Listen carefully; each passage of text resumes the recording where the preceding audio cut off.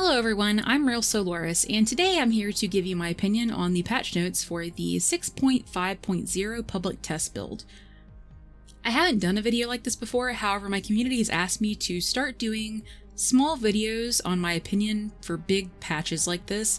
If the changes are something that I'm probably going to be asked 50 times in one day, hey, how do you feel about these changes? That way they don't have to hear about it the 50 times that it's asked, and I can simply link them to a video and I don't have to say it 50 times.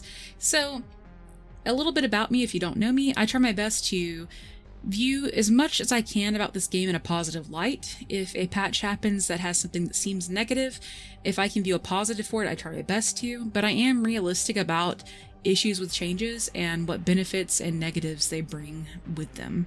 So, these are my quick opinions about the patch notes. Keep in mind that I haven't actually got to play the PTB yet. The only thing I've actually done is play a custom bot match as demo on Erie of Crows, and I also did a survive with bots just to see what the HUD looks like. I do plan on playing the PTB today and letting you guys know more in depth about my opinion, but before I'm asked 500 times today, I figured I should at least give my initial reactions to the patch notes. So, the way this is going to work is I'm going to give you guys all of my positives for the patch notes, and then at the end, I'm going to wrap it up with the negatives, because I feel it's really important that we look at the things that were done well with this patch and make sure to notice those.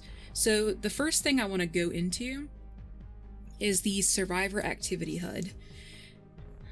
While I do feel that the Activity HUD won't solve even half of the issues solo queue currently has, this is a huge change and has more things than anybody was expecting it to have based on the screenshot we were given. It shows if a survivor is repairing a gen, opening an exit gate, healing, mending, and recovering, cleansing a totem or blessing a totem, searching chests, killer-specific actions like snapping out of it, and then there's also new entity clause that either appear alone or under the obsession clause if a survivor is in chase. They even added a new health state that shows when a survivor is being carried, so that can help a bit more if you can't quite tell if the killer's picked somebody up yet, especially for newer people that don't really understand what the pulsing of the health bar means. That'll help out a lot. To go along with this, Survivor's Recovering shows progress now too. This is technically another nerf to Buckle Up, but shockingly, they actually completely reworked Buckle Up to give 10% haste to the person picked up off the ground. I still stand by my opinion that if you're using Buckle Up, it should kind of be like a kindred for slugs, where if you're on the ground, all survivors that are currently not slugged can see the aura of all other survivors to know if somebody's nearby for a clutch pickup. Or if you're the one running Buckle Up and somebody else is slugged, you can see everybody else where their auras are to know if anybody's going to be able to pick that person that's slugged up off the ground. That could be a big deal. Bottom line though, I am happy that they actually took the time to adjust Buckle Up, considering it's a perk that's been kind of a joke for a long time now. I will say I do like that they're being careful with how they actually update solo queue. Even though it needs a lot more updates, I'm happy it's not inadvertently buffing Swift, because let's be honest, Swift is already strong enough, but you shouldn't be penalized for playing with your friends. That would be silly. Everybody that says you should nerf Swift, it's a mistake. If you bring solo queue closer to how Swift is, then you can buff killers exponentially to go along with it. But you can't leave solo queue behind, and at the same time you can't make Swift stronger with the information you give solo queue. So I think it's very good they're being very careful with it. I will say though, but things like Eruption are truly destroying solo queue. But I will try to hold my judgment on that sort of thing as long as I possibly can, because it does appear that they do seem to be trying to address solo queue. I will say, however, there are two things that I feel are kind of a huge mistake not being in this update when it comes to information that solo queue needs but Swift already has, and it wouldn't make them stronger. The first being, you should be able to see your teammates' perks on the match detail screen. Please ignore the fact that it's a demo screen. I didn't have time to get a billion different screens. This is a very quick mock-up, but I should be able to press my match details button and see that Yunjin is earning Unbreakable, Borrowed Time, Reassurance, and Breakout. I should be able to see that Ada has Camaraderie, so I know I need to go proc it for her. I should be able to see Jake has Deliverance, so maybe I could take a hit for him so he isn't first down. Things like that. Or even that Bill has Auto Didact, so I know to try and find Bill for heals so he can get stacks. These are all things that people in Swift already know, and it wouldn't make them any more strong, but solo queue really needs to have them. The second thing that I think should have been in this update but wasn't when it comes to Activity HUD is the ability to see what perks your team has procced. So for example, if you look at my screenshot, again, this is a very quick mock-up. If you look at my HUD, you can pretty much tell rather fast that I currently have Deliverance procced, and Claudette currently has Camaraderie, but nobody has actually procced it for her, so she's probably going to die if you don't go do that. So Jake knows, if he looks at this HUD quickly, wow, Dwight has Deliverance, I could go all the way over to Claude and I could proc her Camaraderie to maybe slow the snowball down until Dwight hops off the hook, basically. And you could simply make it something like this to know that if Camaraderie is slightly grayed out like it is in my picture, that means it hasn't been activated yet. And if something is active and available, like Deliverance, it would not only be brighter, but it would actually have a glowing outline to know that it actually is active. That way, Jake Park 03 doesn't waste his time coming down in the basement to save me, and on that same note, I also get to actually use my Deliverance, since for some reason Deliverance is like a magnet to your ass, that the second you use it, the killer will automatically find you first every single match. So if I manage to proc my Deliverance, I'd like to actually get to use it. Nothing is more infuriating than waiting till a very efficient time to use your Deliverance, and you go to use it, and before you can even use it, Meg Thomas 01 is unhooking you. So it's just something to consider. These are small changes that I think could have been a really big deal. Or even if you had the icon for Unbreakable next to Meg's slug, that would be lit up if Unbreakable is still available to use. That way I know that Meg can pick herself up and I don't have to worry about that. Or that I know that Meg might be 99 and I can go tap her to pick her up, that sort of thing. These are all tiny things that I feel should have been in this update. But I am really happy this is a good starting point. I just hope this is something to be considered in the future. The next change I want to talk about is the change to wiggling. So the wiggle beta that was given to us a little while back is going to become permanent now. One thing I hated about the wiggle beta that almost made me swap back to old wiggle system was that I couldn't stand having to actually hear the ding, ding, ding, ding if I wasn't hitting my skill checks. Sometimes I'd be memeing with the killer, or sometimes I would have someone give me the hatch, and I'd almost want to tell them, hey dude, please just kill me. I just don't want to have to hear the sound. It was insanely annoying, and I can confirm from the little bit of testing I actually did do on the PTB already in that custom match, that when you are not hitting your skill checks, the sound is almost inaudible. It basically doesn't exist. So if you choose to not hit your skill checks, you won't be annoyed anymore. The next change to wiggling is that hitting great skill checks no longer increases your wiggle progress. However, it does force the killer to jerk a little bit more than they normally would when you hit those skill checks. Now, this change makes me a little nervous. I'm not putting it in the negative part, simply because I don't know if it's going to be a bad thing yet. Right now, if you hit a good skill check and not a great skill check, your sway to the killer's movement will only be about 50% of what it used to be. However, if you hit a great skill check, it'll be 20% more sway to the killer's movement. Now, this doesn't seem like a big deal. It actually seems kind of nice until you factor in the fact that boil over is misery. It's not as bad as it used to be. When it first got buffed, I guess I'm still burnt from when it was first buffed, and it led to the worst games I've had in a very long time when playing killer. And even then, it still reminds me of times after it was nerfed, which luckily they nerfed again because the wiggling could be so inconsistent that sometimes you'd get stuck in areas and unable to move out of them. For example, I remember on RPD, I had somebody down at a pallet and I quickly picked them up because I knew they had power struggle, so I wanted to make sure that they didn't power struggle me.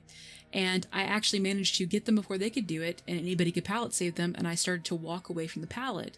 But due to the location of that pallet and the tile's shape, he was able to manipulate me back into the pallet because of how strong Boil Over was. And he power struggle saved himself. It was really frustrating because there was nothing I could do about it. Just the way the tile was set up, it was basically a guaranteed he was going to save himself. And luckily they addressed that a couple of weeks after that, actually, I think, that they made it a little less intense with the boil over wiggling. So it makes me a little nervous that boil over might become meta again, and people will start running the slug builds again, and blah blah blah blah blah. But I'm gonna reserve my opinion on this until I actually get to play the PTB in a couple of hours, because that was truly misery, and I don't want to go back to those times. I don't want to go back to the having to bleed people out because I can't hook them. So we'll see. I'm happy that this is something that'll be more consistent, because they actually did make the great skill check zone wider with this change as well. So you rarely ever got the full second shaved off by the wiggle progress that you'd get before for great skill checks. So now you at least have something that you can guarantee you get by doing this. Now we're going to move on to the night. Keep in mind this is just the positive section for the night, so I don't want you to think I'm not actually paying attention to anything else. This is just important that you know these are the things that I think are positive about the changes for the night. You can read all the night's changes here if you want to, but I'm going to give you my opinion on the good parts. I feel some of these changes are good, but also debatable. If a patrol path is longer than 10 meters now, the knight will get haste for a few seconds. I'm torn on how I feel about this because I realize it's meant to let them catch up to the survivor they're chasing, but I feel like that won't be what it's actually used for. I feel in the end, night players will send a guard after one survivor and use the haste to go after someone else, or if there isn't a distance requirement from the current spot, it wouldn't shock me if night players start spamming a circular path around where they currently already use the haste. But again, I need to test this on the PTB. This is just my initial thought when reading it. Obviously, they have to go 10 meters, but that doesn't say 10 meters away from your current spot. It could just mean 10 meters that the path has to be. So I could definitely see somebody literally just quickly doing it in a loop around where they currently are, just to cheese it, basically. It's something I definitely have to test, so my opinion on this is iffy for now. Also, they made it so orbs get smaller as the path gets longer. This is close to what I suggested as a rework, but I go into that more in the negative section. Along with this, guards activate faster when spotting a survivor if a path is longer than 10 meters. This is something we definitely have to test to know if it's frustrating or balanced. I assume it would be balanced based on the fact that they'd need this to activate quicker so you don't make too much distance while they're making the path, but it depends on how quick it is that it activates that worries me. It's something we definitely have to see first. Also, Knight no longer being able to hide his terror radius by channeling for a guard is a huge change. It doesn't seem like a huge change, but it was actually pretty annoying if a Knight was camping a survivor and you had no idea because they were channeling their power. They could be 5 feet away from the hook. And based on how crafty, that's the word I want to use, that Knight players tend to be, with finding exploits like being able to use Devour Hope and Monstrous Shrine and all those other fun perks while they're right next to the hook, and that got fixed, I'm gonna hope that these changes, if they can be abused or fixed before they go live, we just need to test them quite a bit. Next, let's talk about the positive changes to the nurse. Like I said, this is only the positive stuff, so we'll get to what I feel a little iffy on later, but for now I want to acknowledge the two things that I find very, very, very, very satisfying when reading these patch notes. The first thing is, now a nurse's blink attack counts as a special attack. This is something I've been begging for ages, and I am so very happy it's going to be a thing now. If you don't know what that means, it means that perks like Devour Hope, Haunted Grounds, Starstruck, Sloppy Butcher, all of those things will no longer activate when a nurse blink attack hits you. They will only work if she walks up and slaps you, basically. The only issue now is we haven't addressed killers being able to stack 4 slowdowns, so be prepared for every nurse that used to run Agi Starstruck and got carried by it to now get carried by their 4 slowdowns. So just know that's probably coming. However, it is something we have begged for ages, so thank you. Thank you for finally listening. Behavior, I want you to know this is a very, very, very good thing you've done. This is a huge change. The next change is range add-ons are dead. This is the only other change that I really, really wanted. While I'd love to be able to stun a nurse a little more consistently, it is really nice to know that her actual counterplay, which is making distance and being unpredictable, is actual counterplay. Because the way it was before is a nurse, if they ran double range, you could outplay them. And it didn't matter because they could make up for messing up with their double range. It was very, very frustrating. So now, nurses that are good will be disgustingly good still, and nurses that are mediocre will struggle a bit more. There is some stuff I'm worried about, and this is addressed in the negative part, because they actually overhauled quite a few of her add-ons. For example, they actually made it where Fragile Wheeze now actually inflicts the Mangled status effect, so she gets Sloppy Butcher as an add-on, which is great because Sloppy Butcher is actually really good on Nurse, so having it as an add-on will be good. The thing is, though, is that, let's be honest, nobody's going to use that. They're going to use the thing I'm actually worried about. It does seem that they took the time to actually add a little flavor to her add-ons. It's just Jenner's Last Breath seems to be a big mistake, but we'll get to that. Lastly, in the positive section, they reworked Erie of Crows. This is huge. I was able to see the map one time in a custom match against bots. but I haven't actually had to play this on the PTB as a survivor or against a real killer or as a real killer against survivors. So it's hard to know how it actually plays. Size-wise, they cut the map in half. That's really the only way to put it. Roughly about where Maine is now is the back of the map. And I'd say size-wise, it kind of feels comparable to Dead Dog Saloon now. That might be, it still might be slightly bigger than that, but it feels very close to Dead Dog size now. I struggle to know if this map's going to be survivor or killer sided. It really feels based on some of the pallets that aren't there anymore and the size of the map that it might end up being killer sided. We'll have to see. I didn't see some of the loops that other people have managed to actually see when messing around on this map. I'm very curious how much it actually changes. So in a little bit when I test this on the PTB, I will let you guys know how much actually changed. But the map definitely feels a lot smaller and much more enjoyable to play on as killer. And I will say I hated this map as survivor personally because I don't like when maps are overly easy to win on. I don't like them to be insanely killer sided. I don't like them to be insanely survivor sided. I like as balanced as possible. I will apologize in advance that I forgot to check out the upstairs of main building, but I will say I was shocked how small the map is. As you're walking around, you really notice it. For example, we're coming up on right now. I actually look at this corner thinking this is probably a jungle gym behind me, only to realize it's actually the edge of the map. And I do a double take because it shocked me. I'm not sure how random the exit gates are, but in both pictures I've seen of it, including mine and somebody else's, it appeared that they were in the same spot, so I'm not sure if there's really much variety there. The loops I got also weren't outrageously safe all around, and some of the loops that almost always have a pallet at them currently did not have a pallet this time. For example, this pallet Yunjin's at right now is usually there, but the catacombs that are behind me, they actually don't have a pallet at them, which is really weird because it normally would. Also, please ignore the fact that Yunjin is juicing me. I don't play demo. I also don't play demo against bots that know how to double back the second you're anywhere close enough to hit them. So let's just pretend this didn't happen. I will say though, I do wish that they would actually have taken the time to change the brightness on the map a little bit. This is what it looks like with my filters. I tried to mute the map down a little bit compared to what it normally looks like, but it doesn't change the fact that the fog is so blindingly bright half the time that it's hard to look at. I do wish this map and any map that's really bright, like corn maps or the new map even, would be less harsh on the eyes and more like Dead Dog Saloon.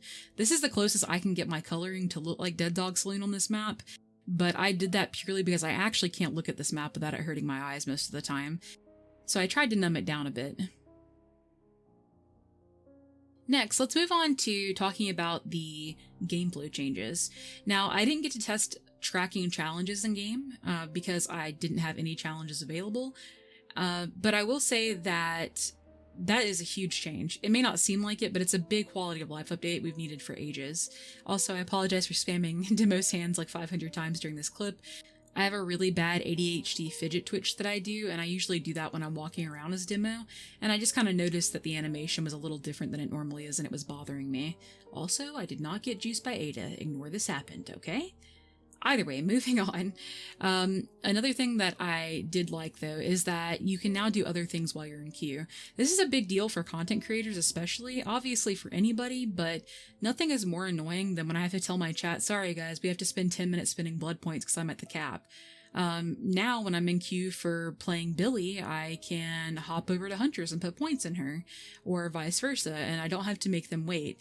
We can be in queue already and I can be doing that simultaneously. Or if I'm playing Survivor, I can check out cosmetics or, pretty much anything else I want to do while I'm in queue. It doesn't seem like much, but it's a big deal. I didn't get to actually test it yet because I haven't actually queued for a regular match, but I'm very excited about it. I was sad that I didn't get to test the challenges showing progress in game, but I can't count how many times I've been literally one hook away or one hit away, one scream away, 1 second of chase away, 5 seconds of cooperative away, one totem away, and I had no idea without actually ending the match that I was that close or not.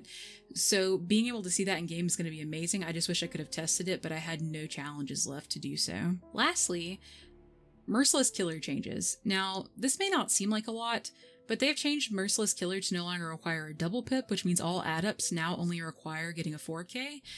I'm kind of torn how I feel in this. I actually love add-ups. I think they're a fun challenge. They force you to get to learn the killer and understand how the killer's power works. And and, you know, try a variety of different strategies with that killer to see if you do well with them. So I'm a little torn on how I feel about it actually being changed to this. I also feel like it's going to lead to just a bunch of people literally just hard tunneling somebody out really quick to get add-ups. But to be honest, in the current state of Dead by Daylight, that's kind of where we're at already. Pretty much every match I have somebody tunneled out anyway, so it's not really any different. I don't think I can really give an opinion on it being bad for the game when it's kind of just how the game is right now. Now let's move on to the negatives of this update. While this isn't a patch note listed, it's a huge problem that it's not listed. I can tell you before I even say this that me and pretty much every other content creator I know that isn't a complete hardcore killer main, and even some that are hardcore killer mains, will agree Eruption needed a nerf. Even if nothing else was touched, perk-wise, Eruption needed to be adjusted in this update. I do not understand how it was not listed in the update. This is a big deal. I don't know how to stress this anymore, but Eruption is literally killing solo queue, and it's making pretty much every game, even in Swift, miserable. I know plenty of killer mains that have watched me play Survivor and have literally said, you know what, I'm not going to use Eruption anymore. If you don't think that Eruption is overtuned right now, simply put Eruption on with no other perks and watch, you'll still 4K. It is truly the most ridiculous and frustrating perk in the game right now, and I do not know how we managed to go to this update and not hear anything, even a little whisper of, hey, we know it's a problem, we're looking into it.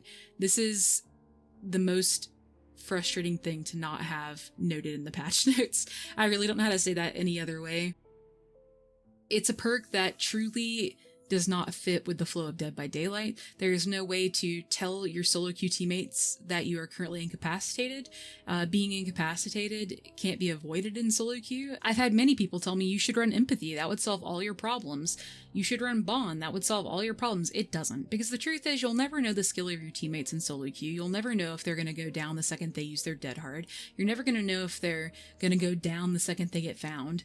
You have no way of knowing what your teammates are going to do or how well they're going to perform. You cannot predict Eruption, and even in a 4-man, it doesn't matter. If you're not hardcore sweating, about 80% of the time you're not going to remember to tell everybody, hey, I'm about to go down. So it's just not a perk that works well, especially when there's no way to indicate to your teammates that you're currently affected by it, because the biggest issue with it is it forces you to not be able to do literally anything for the entirety of the incapacitation. Now, that may not seem like such a big deal, but not being able to cleanse a totem, not being able to heal a teammate, not being able to do a generator, not being able to pick a 99 teammate up off the ground while they're being slugged and stop a snowball is a big deal. I feel there are other ways we could have adjusted this perk to make it still very strong without being insanely frustrating to go against, perhaps making it so that instead of applying the incapacitated status effect, so that whenever a survivor is downed, it does the damage it currently does to all kicked generators, but instead of applying incapacitated, it blocks the generators that were kicked with entity tentacles for 20 seconds. This would allow you to hook someone and possibly get to the gen to stop it from being finished, but also not be overly punishing to solo queue. This would allow survivors to do something else while that generator is blocked. Maybe they could heal each other, maybe they could heal themselves, maybe they could do something other than standing there staring at each other, because nothing is more frustrating than having a solo queue teammate run up to you and bag at you, and they have no way of knowing that you currently can't do anything to help them, but they keep doing it, wondering why you won't heal them. Next, let's move on to things that are actually mentioned in the patch notes. The changes to the night. The changes listed for the night have the same issues the killer update patch did. If you don't remove the boring or efficient playstyle, it will still be what people use. Right now, night is extremely boring to go against, because all people do when playing the night is protect a 3-gen from the start of the match, and insta-drop a guard at every pallet while losing almost no distance due to the decreased requirement for channeling. I love that they're focused on changing how his ability works in Chase, so it makes it more viable to use, but the issue is that other methods of playing him have not been removed. If you don't remove the extremely painful playstyle, people will still choose to use it because it works and requires almost no thought to use it. The update also exacerbates the current gen issue with the Knight by now letting guards kick for 5% damage to a gen. This allows the Knight to kick one gen for Eruption while interrupting another for 5% damage that will buy them time to get to that gen, and when Eruption is off CD, kick that one too. When Knight first hit PTB, I said that a good change for him would be to make it so his power is more viable in Chase, but not mind-numbing.